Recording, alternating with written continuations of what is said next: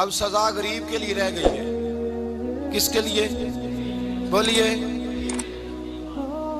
غریب آدمی سڑک پہ جا رہا ہے نا، غریب آدمی موٹر سائیکل ٹوٹا ہوا ہے اور آ رہا ہے بیچارہ.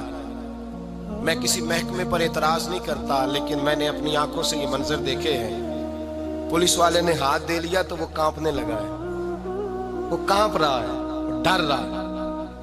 کدھر سے آ رہے ہو؟ جناب میں مزدوری کرنے گیا تھا. تو وہ فلاں چیز کدھر ہے، کارڈ کدھر ہے، وہ فلانی چیز. اس کو نظر آ رہا ہے یہ غریب ہے، یہ چور نہیں، یہ ڈاکو نہیں. بلکہ اگر میرا جملہ سخت نہ ہو تو جو بڑے بڑے ڈاکو ہیں ان کی تو پولیس بندوقیں لے کے حفاظت کرتی پھرتی ہے. ان کے تو ڈاکوؤں کے تو پیچھے لگی ہوئی محافظ بنی ہوئی ہے ان کی. غریبوں پر سارا ظلم ہوتا ہے اور امیر وہ دندناتا پھرتا ہے اور روز قانون توڑتا ہے. وہ قانون کو جیب میں رکھتا ہے، اس کی بغل میں ہوتا ہے قانون. چھوٹے آدمی کو پریشان کیا جاتا ہے لیکن بڑے آدمی کو آزادی ملتی ہے. حضرت عمر فاروق رضی اللہ تعالیٰ عنہ کے زمانے میں حضرت عمر بن عاص رضی اللہ تعالیٰ عنہ نے مصر فتح کیا. فاتح مصر ہوئے، جدوجہد کے ساتھ فتح کیا. مصر فتح ہو گیا تو حضرت سیدنا عمر فاروق نے حضرت عمر بن عاص کو وہاں کا گورنر بنا دیا.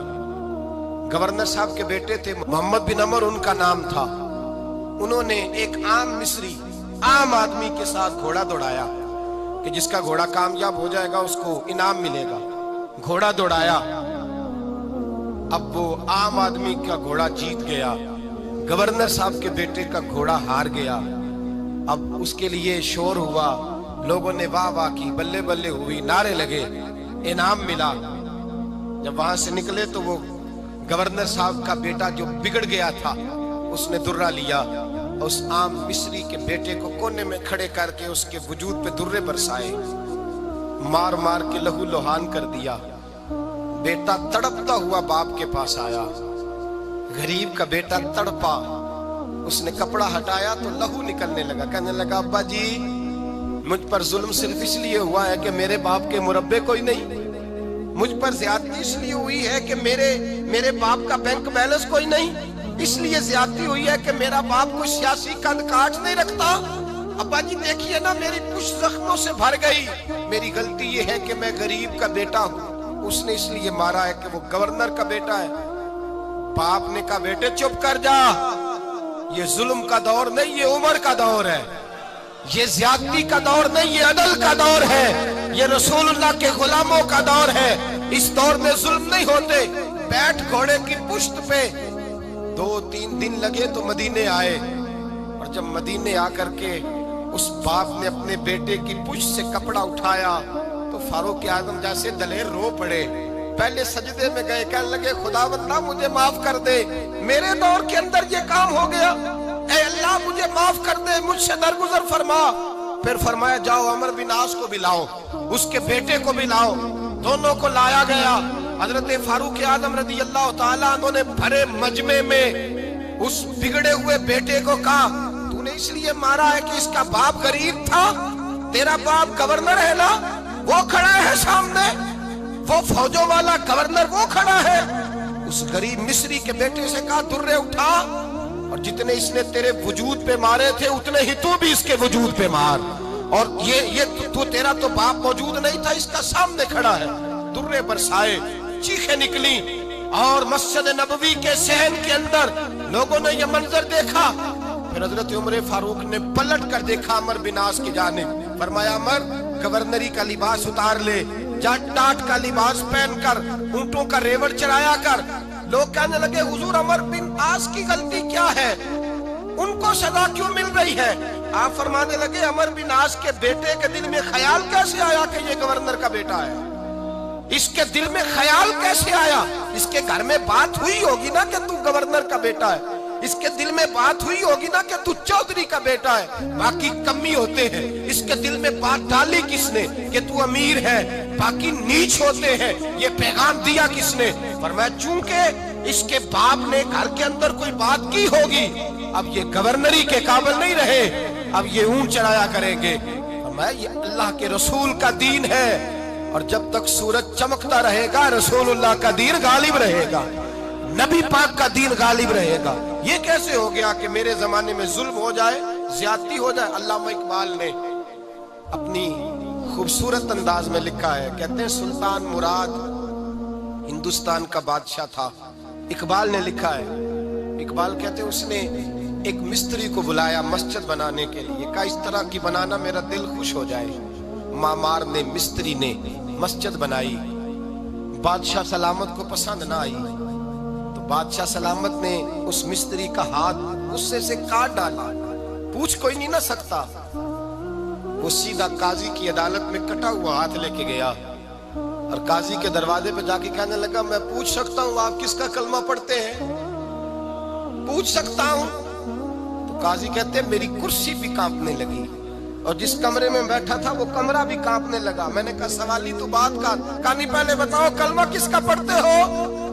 तो काजी कहता है मेरी आंखें बरस पड़ी। मैंने कहा मैं उसके कलमा पढ़ता हूँ जो दुनिया में भी मेरा वारिस है, कयामत में भी वही मेरा वाली बनेगा। जो दुनिया और आखिरत में मेरा वाली है, मैं मुस्तफा का कलमा पढ़ता हूँ। तो कहने लगे हाँ इसलिए तुझसे ये बात कहलवाई है कि कहीं तू बादशाह का तो कलमा नहीं पढ़ता, माज़अल्लाह। तू काजी अदालत में बैठा है कुर्सी पे, उसका कलमा तो नहीं पढ़ता? कहा नहीं मैं मुस्तफा का। फिर देख मेरा हाथ कट गया है, अब तू बता कि तू बादशाह समझ के माफ करेगा या रसूलुल्लाह का दीन समझ के नाफिज करेगा? डॉक्टर इकबाल कहते हैं वो काजी ने हुक्म जारी किया कि फौरन बादशाह को बुलाया जाए। हिंदुस्तान का फरमा रवा पैगाम गया तो कांपता हुआ आया। काजी ने सामने खड़ा किया, एक तरफ बादशाह और एक तरफ वो मामूली मामार मिस्त्री काम करने वाला। तो काजी गरजदार आवाज में कहने लगे, बादशाह तू बता इसका खून सुर्ख है तो तेरा सुर्ख नहीं, इसके बाजू पे गोश्त है तो तेरे बाजू पे नहीं, इसे दर्द होता है तो तुझे नहीं होता, ये तूने क्या हरकत की? बादशाह की गर्दन झुक गई। काजी कहने लगे पकड़ो इसको बाहर ले जाओ और इसका बाजू काट दो, इसका बाजू काट दो। डॉक्टर इकबाल कहते हैं जहां कांप रहा था सारा कुछ, वहां खुशी के शादियाने बजने लगे। काजी कहने लगा इसका बाजू काटो और इसको बताओ अमीर गरीब का फर्क उतनी देर होता है जितनी देर बंदा मुसलमान नहीं होता, और जब कोई रसूलुल्लाह का गुलाम हो जाता है फिर सारे बराबर हो जाया करते हैं। बंदाओ साहिबो मोहताजो गनी एक हुए, तेरी सरकार में पहुंचे तो सभी एक हुए, तेरी सरकार में पहुंचे तो सभी एक हुए। और अपनी मिल्लत पर कयास अक़वाम मगरिब से न कर, खास है तरकीब में कौमे रसूल हाशमी, ले जाओ काटो इसका बाजू। इकबाल कहते हैं जब बाहर ले जाया गया बादशाह को तो बादशाह ने गर्दन झुकाई। वो मिस्त्री कहने लगा तूने गर्दन क्यों झुका दी है, अब क्या हुआ? तो बादशाह सुल्तान मुराद आंख खोल के कहने लगा भूल गया था, गलती हो गई थी, बादशाही के तकब्बुर में आया था। वो जो तेरा हाथ काटा है वो तकब्बुर से कट गया है, और ये जो गर्दन मैंने झुका दी है ये मैंने अपने नबी के दीन की हद के नीचे झुका दी है, हुजूर के कानून के नीचे झुका दी है। यहाँ सजा लूंगा वहां शर्मिंदा नहीं होना चाहता। उस मिस्त्री ने बढ़ के सीने से लगा लिया और कहने लगा काजी साहब मैंने माफ किया, मुझे पता चल गया है कि मुसलमान बादशाहों का कलमा नहीं पढ़ते, मोहम्मद अरबी का कलमा पढ़ते हैं, रसूलुल्लाह का कलमा पढ़ते हैं। और जब तक मुसलमान नबी पाक का कलमा पढ़ेंगे कोई अल्लाह की हदों को नहीं तोड़ेगा, कोई दीन को पामाल नहीं करेगा, किसी के अंदर ताकत पैदा नहीं होगी कि वो दीन की हद को तोड़ सके। हजरत जनाब सैयदना महमूद गज़नवी रहमतुल्लाह ताला अलैह बैठे हैं अपने दरबार में। एक गरीब औरत तड़पती रोती हुई आई, माँ बिलखती हुई आई और आगे कहने लगी बादशाह जरा मुझ गरीबनी की फरियाद भी सुन। बादशाह ने कहा जल्दी से बुलाओ, कहीं इसकी चीखें कोई जलजला बर्पा न कर दे। करीब आए, क्या बात है? कहने लगी कोई शाही खानदान का नौजवान है, मैं बेवा औरत हूँ, हिंदू मजहब से ताल्लुक रखती हूँ, मेरी 4 बेटियां हैं, कोई बादशाह कोई शाही खानदान का नौजवान है, सिपाहियों समेत आता है, शराब के मटके लाता है, मेरे घर में घुसता है, मेरे पास और तो कोई शय नहीं, एक इज्जत ही है। जब वो जवान बेटी की तरफ देखता है तो मैं सोचती हूँ अब दुनिया में बचा क्या है। बादशाह मैं बड़ी मुश्किल से तुझ तक पहुंची हूँ, میں اگرچہ ہندو ہوں پر میری فریاد رسی کون کرے گا؟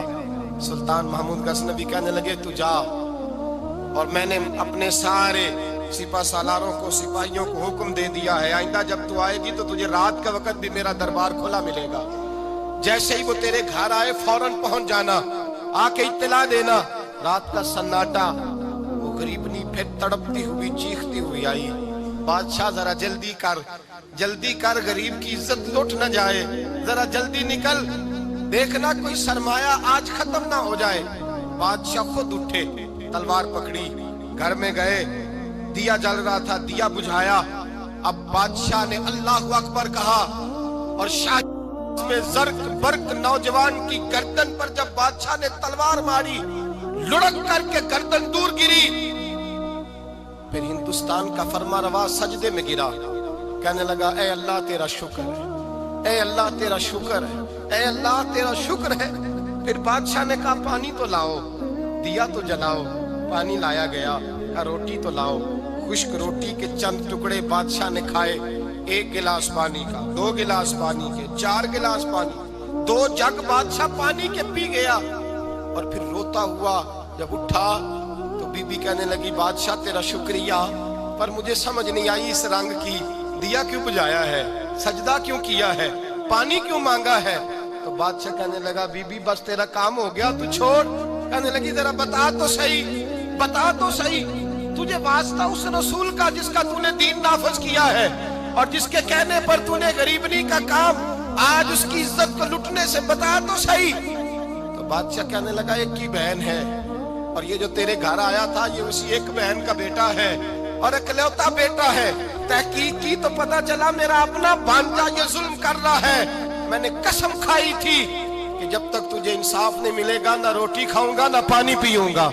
آج 3 دن سے حلق خشک ہے، اس لیے کہ مصطفیٰ کا دین نافذ کرنا ہے، اس لیے کہ حدود اللہ کو قائم کرنا ہے۔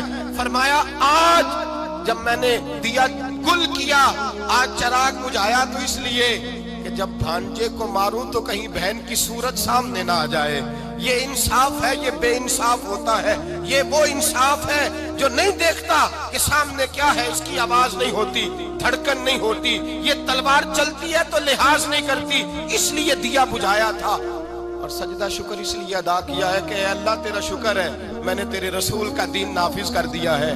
یہ بات کہہ کر کے سلطان محمود غزنوی کہنے لگے پانی پیا ہے، اس لیے کہ اس دن کا پیاسا ہوں جس دن تو فریاد لے کے آئی، خشک روٹی اس لیے کھائی ہے اس دن کا بھوکا ہوں جس دن تو پھر روتے ہوئے۔ محمود غزنوی نے پیر باہر رکھا، 4 بیٹیاں جوان، ایک اماں دوڑی ہوئی آئی اور قدموں میں بیٹھی، کہنے لگی محمود میں نے نہیں دیکھا ابو بکر، میں نے کوئی ابو بکر کو تو دیکھا نہیں، عمر عثمان و علی کو تو میں نے نہیں دیکھا، فاطمہ زہرا کے باپ کی کیفیت کیسی تھی، پر تیرے رنگ میں، تیرے انداز میں مجھے جلوے ضرور نظر آئے ہیں۔ اب میری بیٹیاں عام بیٹیاں نہیں رہے گی، یہ فاطمہ کی کنیزیں بنیں گی۔ اب میں حضرت عائشہ کا پانی بھروں گی، تو نے حضور کا دین نافذ کیا ہے، اب میرا دل بدل گیا ہے، تو کلمہ پڑھا، ہم 5 ماں بیٹیاں مسلمان ہونا چاہتی ہیں۔ میرے بھائی، جب رسول اللہ کا دین نافذ ہوتا ہے پھر غریب کی مدد ہوتی ہے۔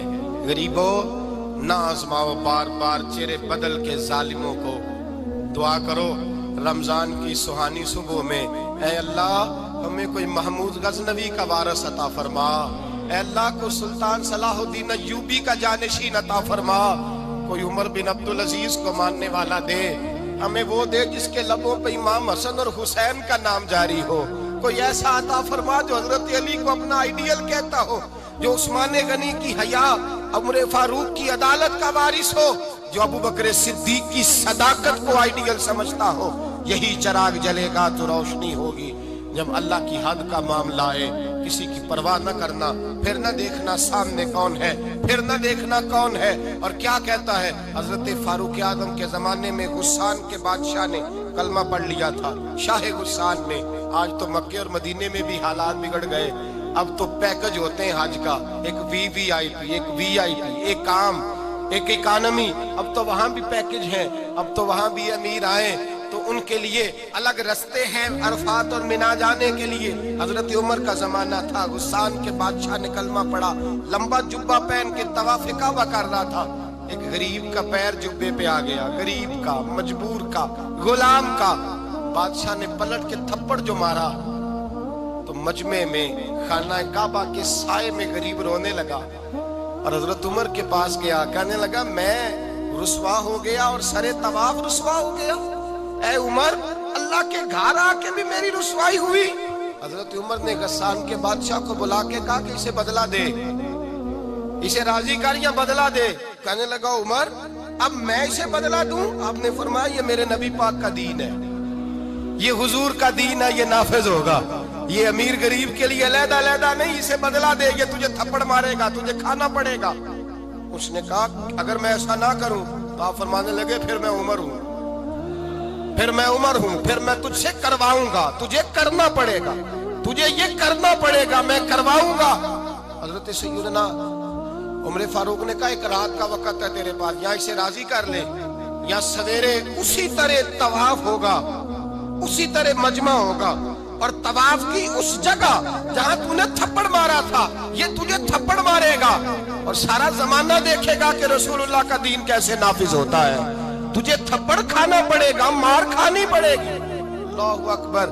جب سیدنا فاروق اعظم نے اسے یہ کہا، ایک رات سوچنے کا وقت لیا، اس نے راتوں رات سامان اٹھا کر کے واپس بھاگ گیا، عیسائی ہو گیا۔ ایک آدمی نے کہا عمر اتنا بڑا بادشاہ تھا، اس کے پیچھے کتنے لوگ مسلمان ہوتے، مال خزانہ میں کتنا نفع آتا، یہ ہوتا وہ ہوتا۔ حضرت عمر کہنے لگے چپ کر جاؤ، نہ مال چاہیے، نہ زیادہ تعداد چاہیے، نہ بادشاہ چاہیے، ہمیں تو اپنے مصطفیٰ کا دین چاہیے، ہمیں تو رسول اللہ کا دین چاہیے، اس سے زیادہ ہمیں کسی چیز کی حاجت نہیں۔ بھائی یہی چراغ جلے گا تو روشنی ہوگی۔ رسول اللہ کے دین کی حد کے معاملے میں کسی کی پرواہ نہ کریں۔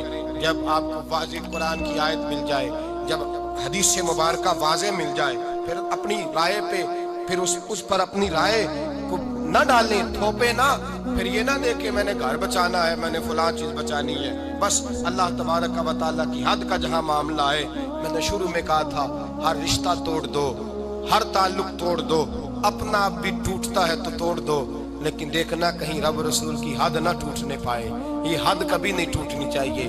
دین اسلام کی جو حدود اللہ اور اس کے رسول نے متعین فرمائی ہیں ان کو کبھی نہیں ٹوٹنا چاہیے۔ دعا ہے خالق کی بارگاہ میں اللہ تعالی ہمیں اپنے محبوب کے دین کی حفاظت کی توفیق عطا فرمائے۔ آخر دعوانا ان الحمد